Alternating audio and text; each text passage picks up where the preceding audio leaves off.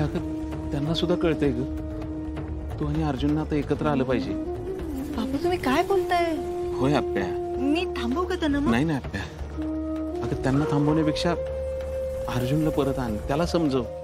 बापू अहो त्यावरनं सर एवढं सगळं झालंय ना. पण हे सगळं अमोलसाठी थांबलं पाहिजे आप्या. आप्या मला खात्री आहे बरं का, अर्जुन मागचं सगळं विसरून अमोलसाठी पळत येईल बघ. आता काही होत मी तुझ्या घराची पायरी पण चढणार नाही आप्पे.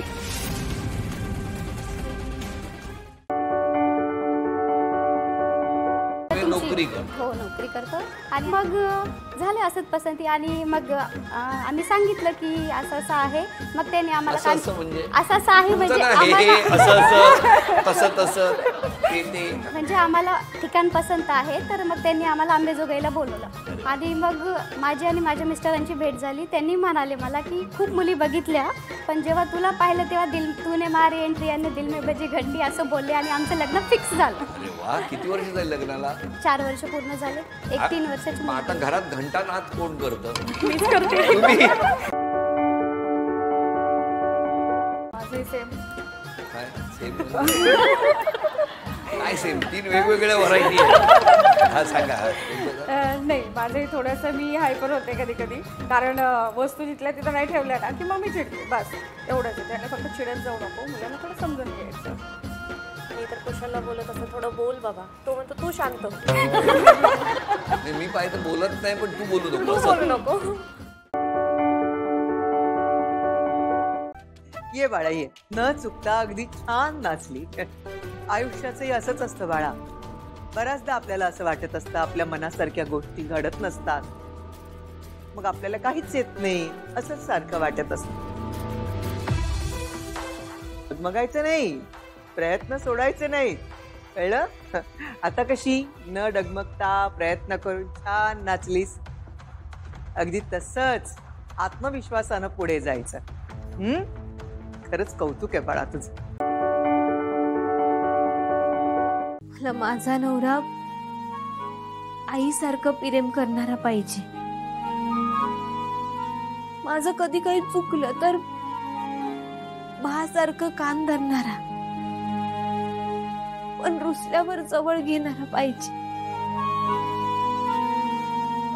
त्याच्याशी बोलताना असं वाटलं पाहिजे की माझ्या जिभेवरनं कुणीतरी मधाचं बोट फिरवलंय. माझ्या बाची, माझ्या गणूची काळजी घेणारा नवरा मला पाहिजे.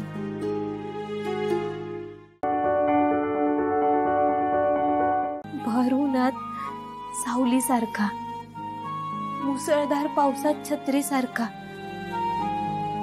अमावस्येच्या रात्री काजव्याच्या उजेडासारखा, आणि पुनवेला चंद्राच्या थंडाईसारखा असा नवरा मला पाहिजे.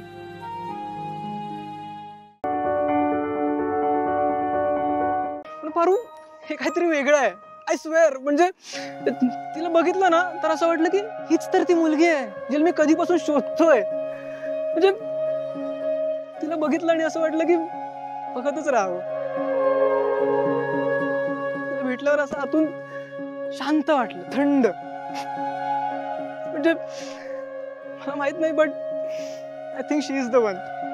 तिच्या बरोबर मला लग्न करायचंय पारू. बस संपलं. प्रीतम सर डोकं फिरलं आहे का तुमचं? स्वामीजी, उत्तम गृहिणी तीच असते जी तिच्या कुटुंबाबरोबर तिची स्वतःची काळजी घेते. इतकंच नाही तर ती तिच्या कुटुंबाला तिच्यावर अवलंबून न ठेवता त्यांना स्वतःची काळजी स्वतः घेण्यासाठी सक्षम बनवते. उत्तम.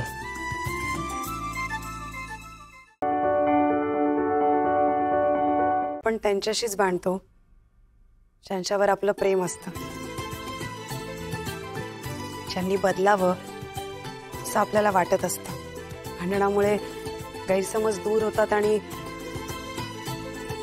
आता अजून घट्ट होत जातं. स्वामीजी माफ करा मला, पण मला असं वाटतं ज्या घरात भांडणं होत नाहीत त्या घरातला संवादच संपलाय असं समजून जावं.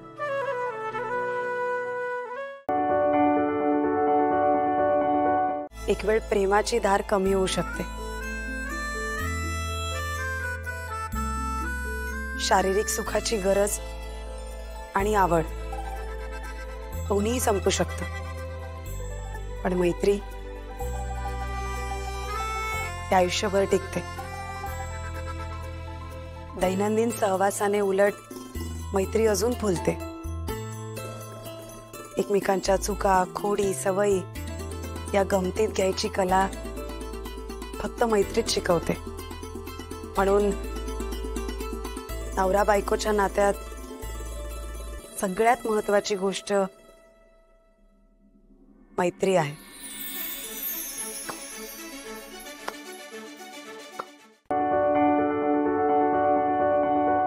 असं वाटतं अचानक आपल्या पदरात लहान लहान मुलं पडल्यात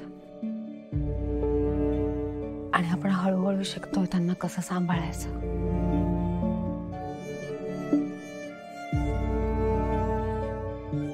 पण आता लवकरच ही लहान मुलं आधीसारखी मोठी होणार आहेत. त्यानंतर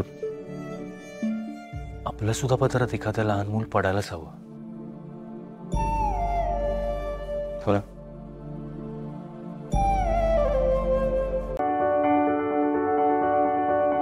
आपण एक काम करू, तुझ्या मैत्रिणीला भेटूया की त्यांच्या संग बोलूया.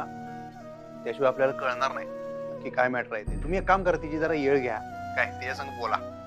तिला सांगा नवरा बायको जी नातं असते की नाही, त्या नात्याचा जो बेस असतोय, पाया जो विश्वास असतोय, साधी गोष्ट आहे. अहो लग्नात ते सप्तपदी हे ते करताना 7 जन्माची वचने घेतलेली असत्या. जो काय एका जन्माचा कार्यक्रम असतोय. तुझ्या मनात जे काही चाललंय ना तसं काहीही अधिपतींच्या मनात नसेल. पण फक्त ना तू त्यांच्याशी संवाद साधायला हवायस. बोल त्यांना, सांग तुझ्या मनात काय चाललंय ते सगळं सांगितलं पाहिजे. अक्षरा एक सांगू का, पुरुषांना ना स्त्रीच्या मनातल्या भावना कळत नाहीत अगं. त्यांना स्पष्टपणे बोलून सगळं सांगायला हवं असतं. हा बोल त्यांच्याशी, सगळं चांगलं होईल. काळजी नको करू.